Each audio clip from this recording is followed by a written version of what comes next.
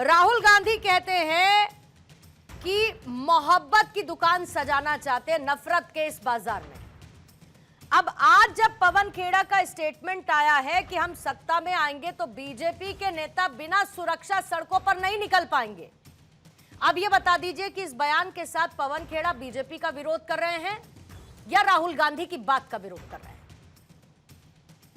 पूर्णिमा जी, देखिए, मुझे इस चीज को लेके बिल्कुल भी हैरानी नहीं हुई कि पवन खेड़ा जी ने जो ये बयान दिया था, वो उन्होंने एक प्रेस कॉन्फ्रेंस के दरमियान उन्होंने कहा था। वो प्रेस कॉन्फ्रेंस जिसमें वो पेपर लीक के मुद्दे को उठाने का प्रयास कर रहे थे, वही पेपर लीक जिसमें आज अब भी आपने अपने बुलेटिन में दिखाया कि कैसे महाराष्ट्र में एक जो है टीचर्स एलिजिबिलिटी टेस्ट का जो है वो फिर से पेपर लीक हो गया। यानी नीट का पेपर का जो आक्रोश था वो रुका ही नहीं था कि अभी एक और पेपर लीक हो गया महाराष्ट्र में, वही महाराष्ट्र जहां पे इनकी सरकार है। तो आप सोचिए कि पेपर लीक के मसले पे वो प्रेस कॉन्फ्रेंस कर रहे थे, किरण रिजिजू जी का एक जवाब उस पर नहीं आया कि पेपर लीक पे वो क्यों नहीं रोक पाए।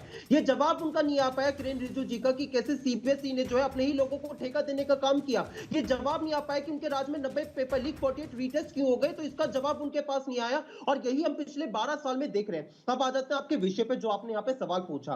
अब आप मुझे एक चीज बताइए कि पवन खेड़ा जी ने जो कहा उसमें क्या गलत उन्होंने कहा। यहाँ पे उन्होंने तानाशाही की जो उन्होंने बात की थी, 12 साल की इमरजेंसी की। तो मुझे आप एक चीज बताइए कि अगर यूपी में जो है एक पत्रकार मिड डे मील पे एक्सपोज करता है सरकार को और योगी पुलिस उसको गिरफ्तार कर लेती है, तो ये इमरजेंसी नहीं है। अगर जम्मू कश्मीर में एक पत्रकार इनसे सवाल पूछता है और उसके घर को बुलडोज कर दिया जाता है एलजी के माध्यम से, क्या वो जो है इमरजेंसी नहीं है? अगर ईडी सीबीआई जो है वो बिजनेसमैन जो उद्योगपति उनके घर पे रेड करती है और फिर वो चंदा देता है और रेड रुक जाती है, तो वो घोषित इमरजेंसी नहीं है। अगर जो है 2024 के लोकसभा चुनाव में मुख्य विपक्षी दल के बैंक अकाउंट को फ्रीज कर दिया जाता है ताकि वो चुनाव न लड़ पाए, तो ये जो है इमरजेंसी नहीं है। अगर 153 ऑपोजिशन के एमपीज को जो है आप सस्पेंड करके 3 कानूनों को पारित कर देते हैं, तो क्या ये जो इमरजेंसी नहीं है? अब आप बात कर लेते हैं जो यहाँ पे पवन खेड़ा जी ने कहा था। मुझे आप सब बातें को छोड़ दीजिए, एक चीज बताइए, अभी कुछ दिन पहले जब टीएमसी के नेताओं पे जो है आक्रमण हो रहा था, फिर चाहे वो बता अभिषेक बैनर्जी की, कर लीजिए कल्याण बैनर्जी के, बीजेपी के नेता अपने खुद के बयान सुन ले, क्या कहते थे कि जब पेड़ बोए बबूल के तो आम कहां से हुए। यही बात कहते थे कि जब आपने नफरत बोया है, लोगों को वो किया है, तो लोगों का आक्रोश सही है। अब आप किसान प्रोटेस्ट करते हैं तो उनको अगर आप आतंकवादी पाकिस्तानी कहेंगे, उन पे 750 किसान शहीद हो जाएंगे। Modi ji, Ansh, coming back to my main question, मैं बहुत सीधी सी बात आपसे पूछ रही हूं। कांग्रेस सत्ता में आई, जब भी आएगी, लोकतांत्रिक व्यवस्था है, कभी भी आ सकती है, जब सत्ता में आएगी तो क्या करेगी कांग्रेस? जब बीजेपी के नेता सड़क पर निकलेंगे तो बिना सुरक्षा क्या कर लेगी कांग्रेस, ये बताइए। सुरक्षा यानी हम लोग तो उनको सुरक्षा देना, हम तो सुरक्षा देने की बात कर रहे हैं, लेकिन इन्होंने जो किसानों के साथ दुर्व्यवहार किया है। मैं क्या पूछ रही हूं आपसे, मैं क्या पूछ रही हूं आपसे, मैं जो पूछ रही हूं, मुझे उस बात का जवाब दीजिए कि कांग्रेस सत्ता में आई और बीजेपी के नेता सड़कों पर जब निकलेंगे बिना सुरक्षा, तो कांग्रेस क्या करेगी उनके साथ? हम तो उनको जो है बचाव करेंगे। अब ये जो है, अब सच्चाई है कि लोगों के अंदर इसका आक्रोश है।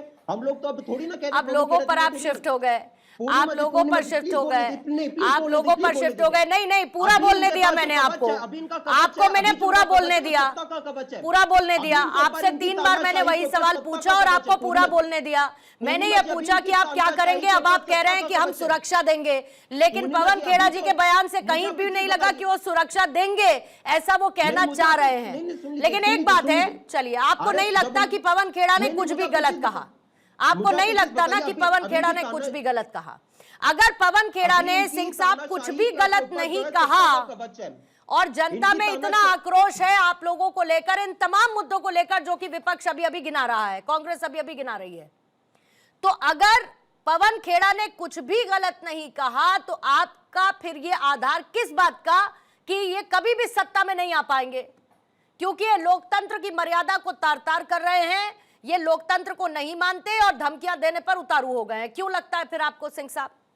नहीं पूर्णिमा जी, अच्छी बात है। देखिए, इन्होंने भी खुद भी स्वीकारा और वैसे भी दोबारा भी हम कहते हैं कि सत्ता में आएंगे तब ना इस तरह की चीजों को करेंगे, कभी सत्ता में नहीं आएंगे, क्योंकि ये तो घोषणा कर चुके हैं कि हम सत्ता में आएंगे तो संविधान को कुचलेंगे, हम सत्ता में आएंगे तो 1984 की तरह दंगा कराएंगे, हम जब सत्ता में आएंगे तो देश में इमरजेंसी लगाएंगे, हम जब सत्ता में आएंगे तो चुनी हुई सरकारों को गिराएंगे, हम जब सत्ता में आएंगे तो भागलपुर जैसे दंगे कराएंगे, हम जब सत्ता में आएंगे तो संविधान की हत्या करें। ये तो खुद स्वीकार रहे हैं, इसलिए हम कह रहे हैं, बार बार कह रहे हैं और फिर एक बार कह रहे हैं कि कांग्रेस कभी सत्ता में नहीं आने वाली। क्यों सत्ता में आएंगे?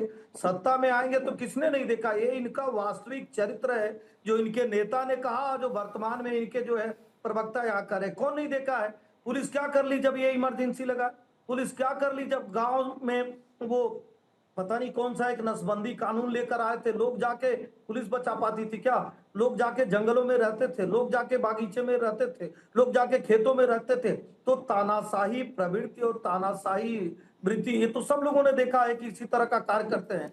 जब हाई कोर्ट ने निर्णय दे दिया कि भाई आप सत्ता छोड़ दीजिए, आप चुनाव हार गई हैं, तो इन लोगों ने कहा अरे हम गांधी परिवार के रहने वाले हैं, हम कैसे सत्ता छोड़ दें, सत्ता ही हमारे लिए बना हुआ है। आज भी कह रहे हैं। तो एक कहावत है कि यदि होता किन्नर नरेश का, राजमहल में रहता, सोने का सिंहासन होता, सिर पर मुकुट चमकता, तो साहब वो कभी नरेश, राजा और पता नहीं क्या क्या ये सपने सपने रह जाएंगे। क्योंकि वास्तविक चरित्र सब लोग आपका देखे हैं कि प्रेस वालों को जेल में डाल दीजिए, सीधे इमरजेंसी लगा दीजिए, संविधान को तो खतरे में डाल दीजिए। अरे भैया, प्रेस वालों को जेल में डालने का काम आप कर रहे हैं, मैंने इंसिडेंट गिनाए ना, कुछ कर पाए क्या? खंडन इसीलिए कहा जा रहा है, हम दोबारा भी कह रहे हैं, योगी पुलिस गलत कर रही है, योगी की पुलिस गलत कर रही है, बताइए खंडन सत्ता में आएगी जब उसने अपने घोषणा पत्र में इस बात की घोषणा कर दी कि हम हाथ में केवल संविधान लहराएंगे और बाद में संविधान की हत्या करेंगे।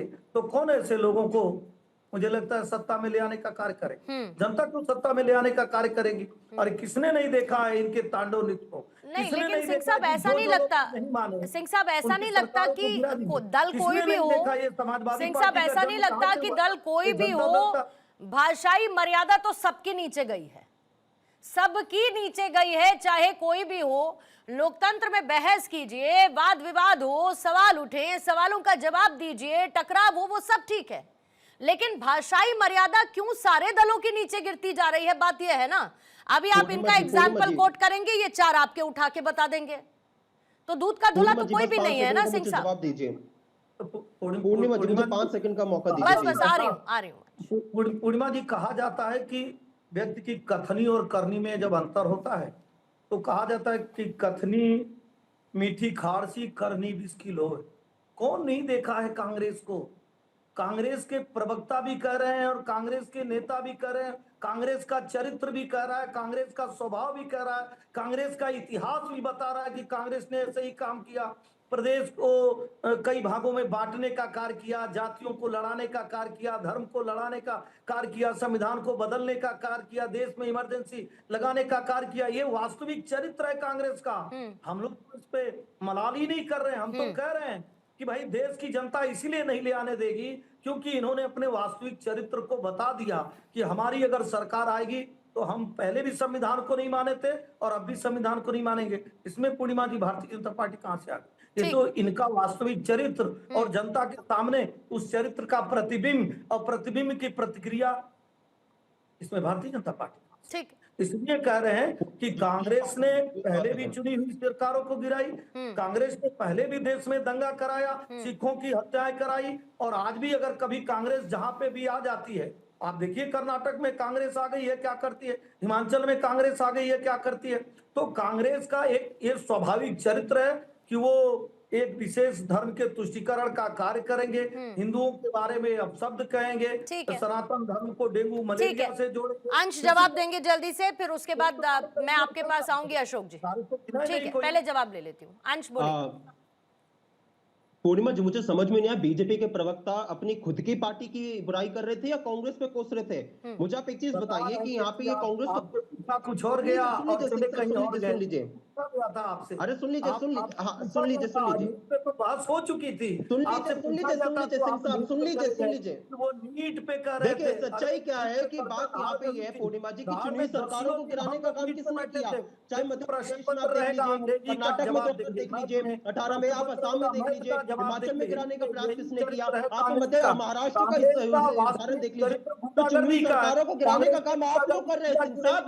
यहाँ पे अगर पार्टियों को तोड़ने की बात करें तो आप करें, लोगों को धन जाति के नाम पे आप लोग बांट रहे हैं। मोदी जी का खुद का बयान देख लीजिए, जब वो 80-20 की बात करते हैं धर्म के नाम पे आप बांट लेते हैं।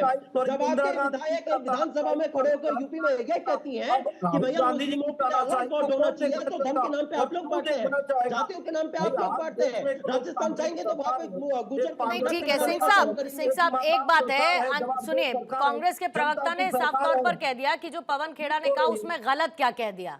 अब जब गलत इनको लगता ही नहीं कि इन्होंने कुछ गलत कहा है, तो जनता ही तय करेगी ना गलत कहा या नहीं कहा है, और वो इसको कैसे लेती है। पता है पूर्णिमा जी आपको पता है बदले की भावना से कौन काम कर रहा है? मैं बताता हूँ बदले की भावना से कौन काम करता है।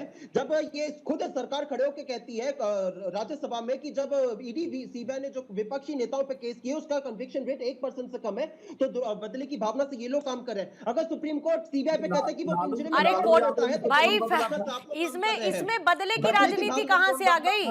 इसमें बदले की राजनीति कहां से आ गई? भाई आप ये इन्होंने एक डेटा कोट किया, आपने उस डेटा का भी जिक्र किया। मैं कह तो रही हूं कि मुद्दों पर बात कीजिए ना। जितने सवाल आप लोग उठा रहे हैं उठाइए, विपक्ष का काम है सवाल उठाना, लेकिन उस सवाल उठाने का दायरा क्या होगा, उसमें भाषा क्या होगी, उसमें लहजा क्या होगा साहब, ये तो तय करना पड़ेगा ना। अशोक जी आप एक चीज बताइए कि अगर आप विपक्ष के नेताओं पे ईडी सीबीआई का केस डालेंगे ताकि वो आपके पार्टी में ज्वाइन अरे सर, ईडी सीबीआई का केस अगर उन पर डल रहा है तो क्यों डल रहा है? क्यों डल रहा है ईडी सीबीआई का केस? बीजेपी में आने के बाद वो केस की सुनवाई फिर से क्यों नहीं हो रही, आप ये पूछिए। ठीक है, ये जवाब देंगे कि किस किस पर केस कंटिन्यू है जो बीजेपी में आए और किस किस पर हट गया है। आप ये पूछे कि नारायण राणे पे फिर से सुनवाई क्यों नहीं हुई? अंश पहले पीएमएलए के बारे में पहले पढ़ लीजिए कि केस खत्म हो जाते हैं या नहीं हो जाते। मैंने आपको एक क्यू दे दिया है, आप इसको कंफर्म कर लीजिए, फिर उसके बाद मैं आपके पास आऊंगी। फिर आप इसको कंफर्म कर लीजिए, फिर मैं आपके पास आऊंगी। हम इलाहाबाद हाईकोर्ट ने ये क्यों कहा कि नहीं, आपने कहा कि ये जैसे इसमें जाते हैं सारे केस खत्म हो जाते हैं। बस आप तय कर लीजिए और इसका फैक्ट चेक कर लीजिए कि केस खत्म हुए हैं या नहीं खत्म हुए। ठीक है अशोक जी, ठीक है, आप रुकिएगा अंश, जरा आप रुकिएगा सर, प्लीज रुकिएगा अशोक। अच्छा अंश, मुझे बाकी मेहमानों के पास भी जाने दीजिए, बाकी मेहमानों के पास जाने दीजिए, फिर उसके बाद मैं आती हूँ आपके पास। ये तय कर लिया कि हम अभी से किसी को बोलने देंगे। इलाहाबाद हाईकोर्ट ने ये क्यों कहा? तब भी नहीं बोलने देंगे और सरकार आएगी तो हम तो कार्य लगी हुई है। संविधान का पालन नहीं कर रही और जो सरकार है वो धन जाति के नाम पे लोगों को बांटने का काम कर रही है। आप यहाँ पे विपक्ष के नेता अंश आप भी रुकेंगे, सिंह साहब प्लीज रुकेंगे जरा। ठीक है, आप दोनों लोग रुकेंगे। अशोक जी, पवन खेड़ा के इस बयान का समाजवादी पार्टी समर्थन करती है या निंदा करती है? मेरा बहुत सीधा सवाल है आपसे।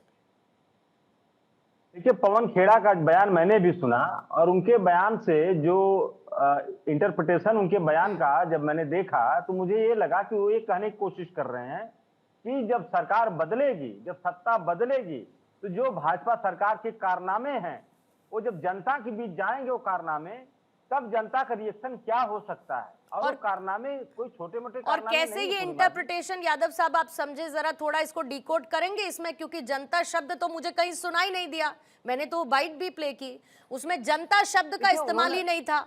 और कहने की कोशिश और कह जाने में अगर पवन खेड़ा भी अंतर नहीं कर पाएंगे तो फिर तो मुश्किल का सवाल है अशोक जी। नहीं पूर्णिमा जी, आपकी बात सही है, लेकिन जो उन्होंने कहा कि जब सरकार बदलेगी तब इस सड़कों पे निकलेंगे तो जनता का रिएक्शन क्या हो सकता है। मतलब जनता का नाम भले ना लिए हों, लेकिन उनका जो बात करने का जो लॉजिक था, जो इंटरप्रिटेशन था, उनका यही था जब सरकार बदलेगी, जब आपके कारनामे जनता के बीच जाएंगे, जब लोगों को, छात्रों को पता चलेगा कि उनके भविष्य को तहस नहस करने वाली सरकार थी ये, जब नौजवानों को पता चलेगा उनके नौकरियों को छेड़छाड़ करने वाली, उनके कैरियर को बर्बाद करने वाली सरकार कोई थी तो मोदी सरकार थी, भाजपा सरकार थी। जब जनता को पता चलेगा कि उसके जनादेश को ऐसे ठेंगा दिखाती है मोदी सरकार कि आप चाहे वोट किसी को दो, सांसद विधायक तो हमारे लिए क्या होगा जनता का रिएक्शन? चलिए लेट्स स्पीक हाइपोथेटिकली। अशोक जी, आज तक क्या हुआ है सरकार बदलने के बाद इस देश में या राज्यों में, जब विपक्ष सड़कों पर आया है सत्ता जाने के बाद, इस देश में क्या हुआ है? आप मुझे उदाहरण के साथ बता दीजिएगा अशोक जी। देखिए सत्ता जाने के बाद विपक्ष की बात नहीं है पूर्णिमा जी। अरे जनता सर की वही हो तो रही है बात हो यहाँ रही है, वो विपक्ष में आ पवन खेड़ा जी जाएंगे, ने कहा। कांग्रेस सत्ता में आ जाएगी, जब वो विपक्ष में आएंगे तो सड़कों पर जाएंगे तो उनको बिना सुरक्षा उनके लिए चलना मुश्किल हो जाएगा। तो मैं तो उदाहरण के साथ कह रही हूँ, यादव साहब बताइए ना मुझे कि जब जब सरकार बदली देश के अंदर या राज्यों में बदली तो जो सत्ता से बाहर हुआ, बेदखल हुआ, जनता ने क्या किया उनके साथ इस देश में?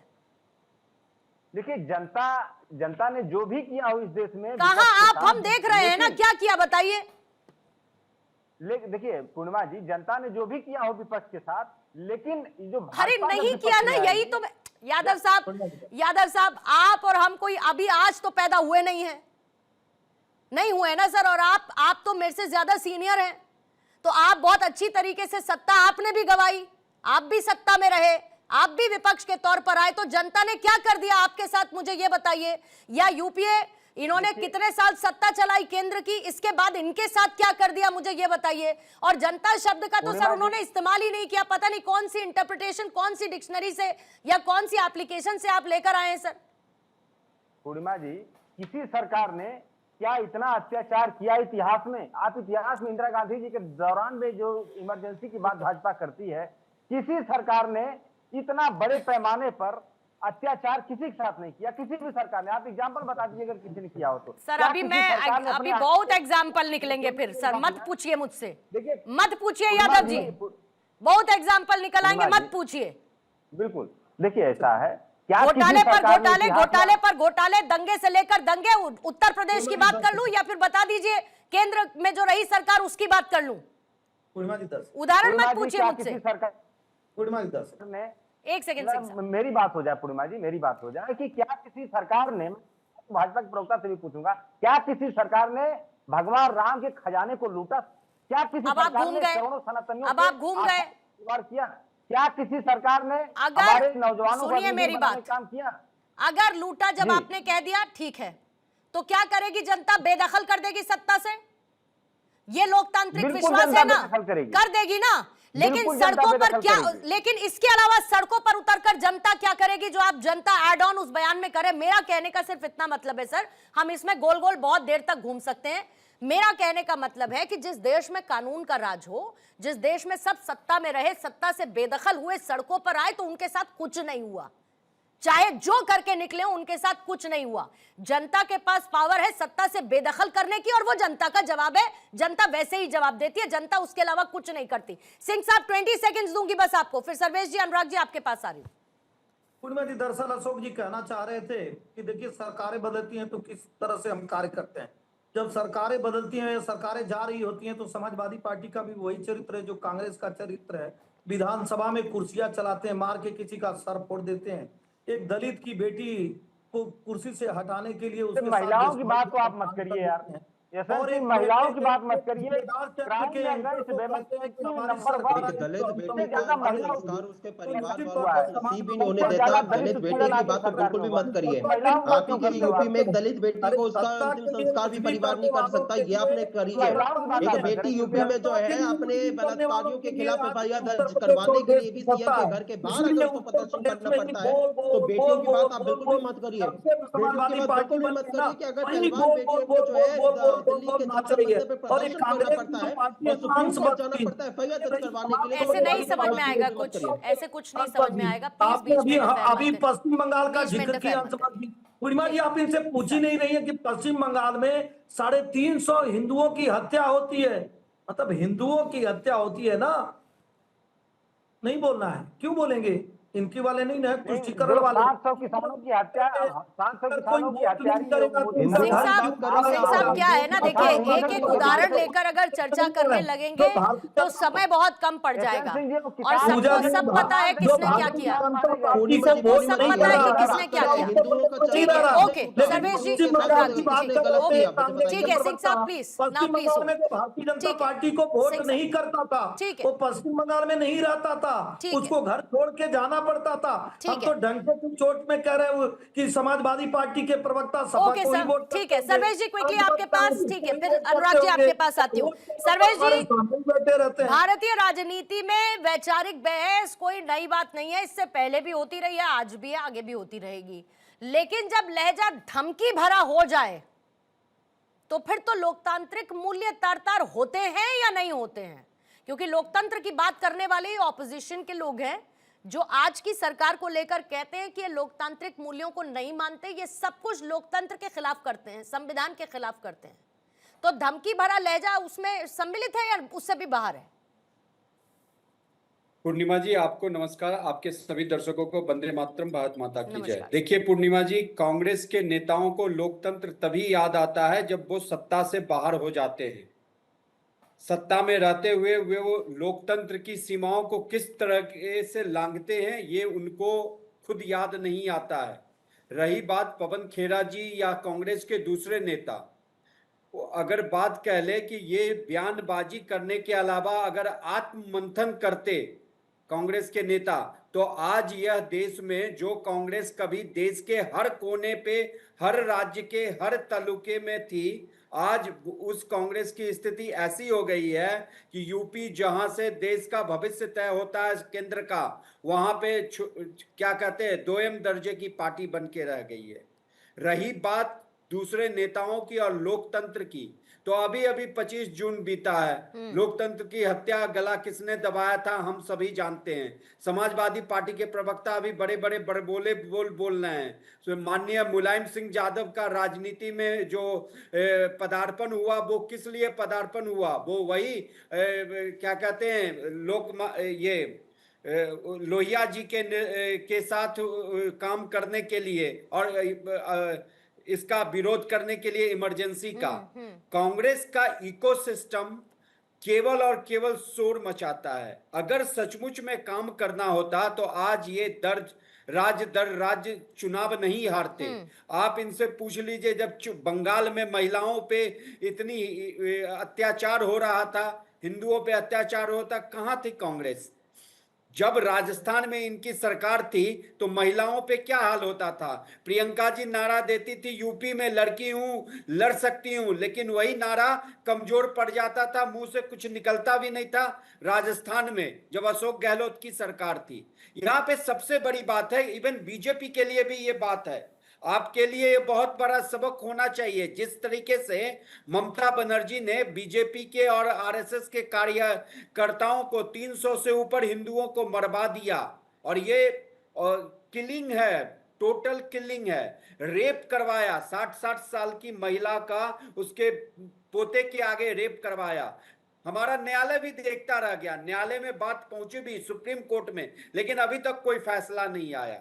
तो अगर कांग्रेस के नेता कुछ भी कहते हैं, आपने राहुल गांधी पे भ्रष्टाचार का आरोप लगाया, नेशनल हेराल्ड घोटाला न्यायालय में विचाराधीन है, लेकिन उसका क्या निकल के आ रहा है? बेल पे माँ बेटा सब हैं। आपने रॉबर्ट वाड्रा पे जमीन के आरोप, घोटाले का आरोप लगाया, लेकिन रॉबर्ट वाड्रा तो बाहर घूम रहा है। आपने उस चीज को क्यों नहीं आगे लेके जा रही है? न्यायालय में अगर केस लंबित है तो क्यों नहीं त्वरित कार्रवाई हो रही है? नेशनल हेराल्ड घोटाले में राहुल गांधी, सोनिया गांधी बेल पे हैं। ये कांग्रेस के प्रवक्ताओं को सोचना चाहिए। अनुराग जी, पवन खेरा के बयान को सुनकर क्या ये सवाल लाजमी नहीं है जहन में कि जब ये कभी सत्ता में आएंगे कांग्रेस वाले, तो ये सेवा के माध्यम के तौर पर उस सत्ता को लेंगे, या फिर जो इनके विरोधी हैं सत्ता के, राजनीति के, उनसे बदला लेने पर ज्यादा फोकस रहेगा? देखिए पूर्णिमा जी, ये जो बदले की राजनीति का जो भाव है वो धीरे धीरे भारतीय राजनीति में एक इंटीग्रल पार्ट बनता जा रहा है।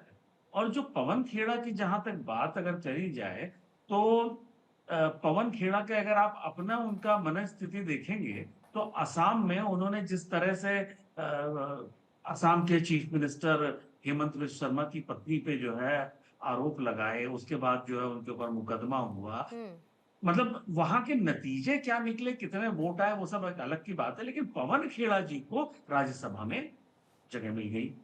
तो अब पवन खेड़ा जी की तो लॉटरी खुल गई ना कि अब आपने पार्टी को क्या नुकसान किया, क्या नहीं किया, वो अलग की बात है। मैं 1 फरवरी 2020 का एक बयान याद दिलाना चाहूंगा जिसमें राहुल गांधी जी ने कहा था कि 6 महीने में युवा पीएम मोदी को डंडे से मारेंगे।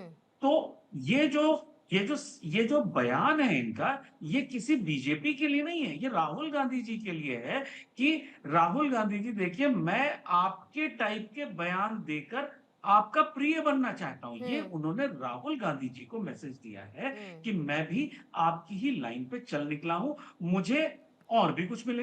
भाई राजनीति में कांग्रेस की स्पेसिफिक राजनीति को अगर आप देखेंगे तो कांग्रेस की राजनीति सिर्फ नेहरू गांधी परिवार के अराउंड है, इसके अलावा वहां कोई राजनीति है नहीं।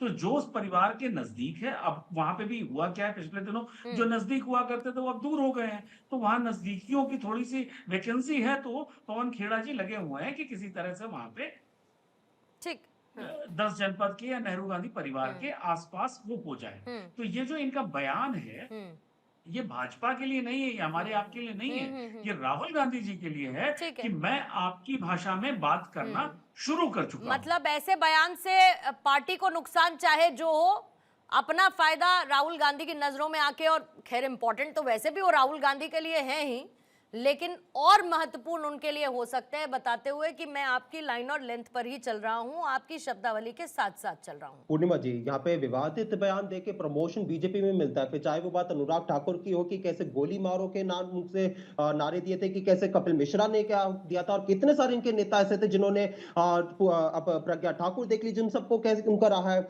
लेकिन यहाँ पे सच्चाई क्या है कि अब यहाँ पे आप लोगों के साथ गलत करोगे तो लोग आपको छोड़ेंगे नहीं। अगर आप जो है अग्निवीरों के साथ गलत करोगे और सेना में भर्ती के जो शहीद है उनके साथ गलत करोगे तो आपको जो सैनिक है वो छोड़ेंगे नहीं। अगर आप नफरती बयान दोगे तो आपको जो इस देश के धर्म के जो सेकुलरिज्म में विश्वास रखने वाले लोग हैं वो छोड़ेंगे नहीं। अगर आप रेपिस्टों को खुला छोड़ोगे और महिलाओं को जो है आपको प्रदर्शन करना पड़ेगा, जैसे कि युवनाओं की बेटी को प्रदर्शन करना पड़ता है योगी जी के घर के बाहर ताकि वो कुलदीप सेंगर का गिरफ्तारी हो जाए, तो आपको महिलाएं छोड़ेंगी नहीं। अगर एथलीट्स को प्रदर्शन करना पड़ेगा, जैसे अभी मुंबई में कैसे एथलीट्स प्रदर्शन कर रहे हैं, विनेश फोगाट ने प्रदर्शन किया, तो आप एथलीट्स को कैसे छोड़ देंगे? अगर लद्दाख में स्टेटहुड के लिए आप ज्यादा खिलाफी करोगे तो लद्दाख के लोग कैसे छोड़ देंगे? अगर इस देश के आदिवासी अगर प्रदर्शन करेंगे तो आदिवासी के हकमारी करोगे, उनका अधिकार छीनोगे तो कैसे छोड़ देंगे? अब यहाँ पे सच्चाई यह है कि आप देखिए कि कैसे आपने लगातार लोगों को धर्म जाति के नाम पे बांटा, आपने कैसे संवैधानिक संस्थाओं को कमजोर किया। बस आखिरी 5 सेकंड लूंगा मैं, और इसका उदाहरण आप देख लीजिए कि कैसे इलाहाबाद हाईकोर्ट ने को यह कहना पड़ा कि आप जो यूपी पुलिस जो है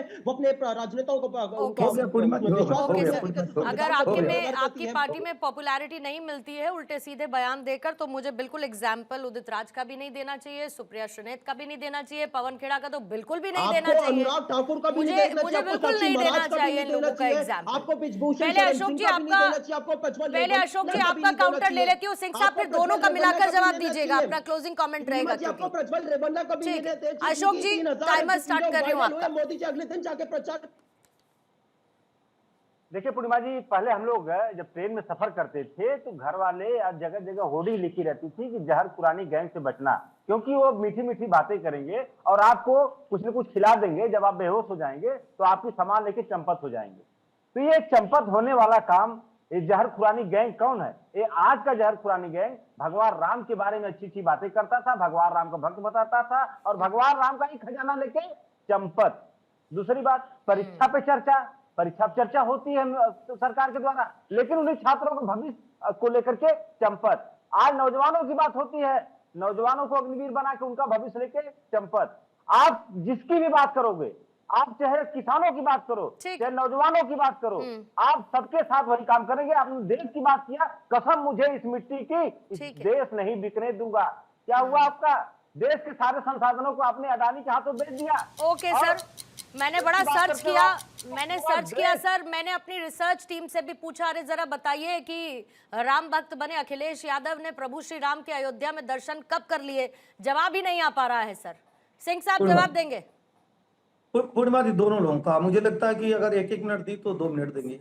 दरअसल ना ये चरित्र है सत्ता के लिए खून खराबा कराने के लिए। अरे सत्ता के लिए ही तो देश का बंटवारा कराए, सत्ता के लिए ही तो 20 लाख हिंदू मुसलमानों की हत्या कराए स्वर्गीय जवाहरलाल नेहरू जी, और सत्ता के लिए स्वर्गीय इंदिरा गांधी जी के नाते बहुत सारे लोग मारे गए 1984 में। सत्ता के लिए स्वर्गीय राजीव गांधी के नाते बहुत सारे लोग मारे गए। तो मुझे लगता है कि अभी भी राहुल गांधी जी की सत्ता के लिए ये बहुत सारे हिंदुओं की हत्या कराना चाहते हैं, जो भारत के लोग नहीं होने देंगे। अब हम आते हैं, ये जो घड़ियाले आंसू बहाने वाले, राम पर गोली चलाने वाले, नानी की कहानी सुनाने वाले, राम भक्तों को गोलियों से भूनने वाले, जय श्री राम का नारा देने पे जेल में बंद करने वाले समाजवादी पार्टी के वास्तविक चरित्र पर, अरे जो इनका कोई संबंध है राम से, पूछिए ना क्या संबंध है राम से। राम को तो ये हवा में उड़ाते थे, ठीक है सर। काशी में पूजा को प्रतिबंधित करने का कार्य करते थे।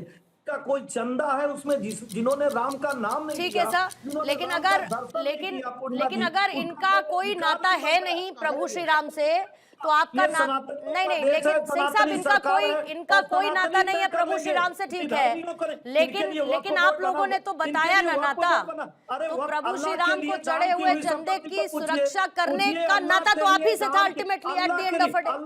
अल्लाह के लिए आप 100 बार मैं कहूंगा, अल्लाह के लिए की हुई दान की संपत्ति को ये विधर्मी लूट लेते हैं, उसमें बड़े बड़े माल खड़ा करते हैं, लेकिन एक बार भी समाजवादी पार्टी कांग्रेस वाले नहीं बोलेंगे। ठीक है सर, टाइम का थोड़ा बाउंडेशन है सिंह साहब, रोकूंगी आपको, ठीक है। क्लोजिंग कमेंट सर्वेश जी आपका, फिर अनुराग जी आपका, ठीक है। अशोक जी रुकेंगे, अशोक जी रुकेंगे, ठीक है। सिंह साहब टाइम का मेरे पास बाउंडेशन है, सिंह साहब प्लीज रुकिए। सर्वेश जी बोलिए, सर्वेश जी बोलिए। बाबरी के समर्थक किस मुद्दे से बात कर रहे हैं? संविधान से चलता है, प्रतिशोध और राजनीति से नहीं। लोकतंत्र में सत्ता बदलती है, संविधान नहीं बदलता। और जो राजनीति बदले की बात करे वो लोकतांत्रिक मूल्यों का पे सबसे बड़ा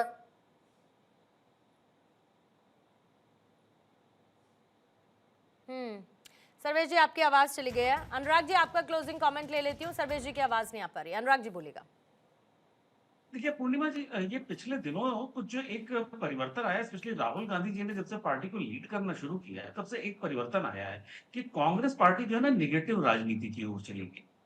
जो कंस्ट्रक्टिव हमने क्या किया से ज्यादा तुमने क्या नहीं किया पे राजनीति करने लगी है। आप 2019 को याद करें तो चौकीदार चोर है का नारा लगा, चौकीदार चोर के नारे के बाद क्या हुआ, वो पूरा कैंपेन जो चला उसके बाद ये 40-42 सीटों 44 सीटों पर सिमट गए। अब आप जो भी कर रहे हैं वो आप निगेटिव बातें कर रहे हैं, ये इनको इस समय समझने की आवश्यकता है कि भाई जनता आपके निगेटिव राजनीति को नकार रही है। राहुल गांधी जी ने 2020 में कह दिया डंडे मारेंगे। भाई आपको पद की गरिमा का तो ध्यान रखना पड़ेगा ना, आप किसी के लिए कुछ भी नहीं बोल देंगे। और ये जो इन्होंने जो वामपंथ राजनीति को अडॉप्ट कर लिया है कांग्रेस में, तो कांग्रेस एक तरह से एक वामपंथी दल का एक लेटेस्ट वर्जन आ गया, जिस तरह से पूरी दुनिया में वामपंथ को नकारा है। नहीं, और कई बार ऐसा भी हुआ है अनुराग जी, बड़ा ठीक चलते हैं, मुद्दे उठाते हैं, सवाल पूछते हैं, फिर उसके बाद पता नहीं कहां से डिरेल हो जाते हैं, फिर बैकफायर कर जाता है इन पर। जल्दी से सर्वेश जी, सर्वेश जी आ रही है आपका आवाज, 30 सेकंड सर। सर्वेश देखिए पूर्णिमा जी, देश जो है वो नैरेटिव की राजनीति से नहीं चलेगा। जो देश का विकास करेगा, जो देश को आगे ले जाने की बात करेगा, जनता अब बहुत समझदार हो चुकी है, जनता उन्हीं को चुन के सत्ता पे बैठाती है। रही बात राम मंदिर के चंदे की, तो डीएमके के साथ तमिलनाडु में यह चंदा लूट के दूसरे धर्म के लोगों के लिए काम कर रहे थे और अपना जेब भर रहे थे। और ये आज से मंदिर का चंदा नहीं लूटा जा रहा है, कांग्रेस जब से देश की सत्ता संभाली है देश के प्रसिद्ध मंदिरों का चंदा लूटा है। देखिए राजनीतिक इतिहास में और लोकतंत्र में एक बात तो है, मेरे पास समय अंश, मेरे पास बिल्कुल समय नहीं, मैं ऑलरेडी बहुत ओवर जा चुकी हूँ, आई होप यू अंडरस्टैंड। लेकिन देखिए विरोध जरूरी है, विरोध होना चाहिए, लेकिन बैर नहीं होना चाहिए। और ये भी याद रखना चाहिए कि जब हम लोकतंत्र की बात करते हैं तो लोकतंत्र बहस से चलता है, धमकी और डराने से नहीं चलता है, और वो किसी पर भी शोभा नहीं देता है फॉर दैट मैटर।